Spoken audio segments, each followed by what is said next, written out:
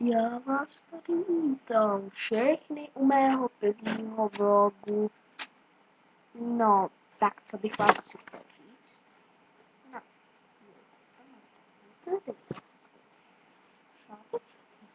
No, no super. Takže já si budu točit gameplaye, pak let's playe. Ukážu vám hry. GTA 4, Ride Seconds, Science Row, i Pepper, Mama, a TDIčka. Samozřejmě.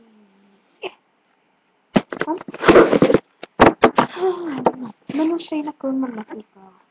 Je mi 12 let, na chvilku na Pelíka Glaston. Já. Nenka fakta nebo profakta, všechny ze všeho jsem dostal, nikomu to neříkejte, ale fakt to ani nikomu neříkejte. Jsem kontrolou. Nikomu to ale neříkejte, já jsem potom tady nic. Neříkejte. Dostal jste mi a zapnul všechno.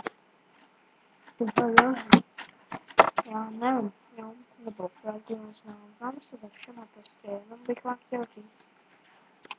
Já už to nechci prodlužovat a jinak. A toho všechno budeme točit. Mám 15-minutový YouTube a budu točit i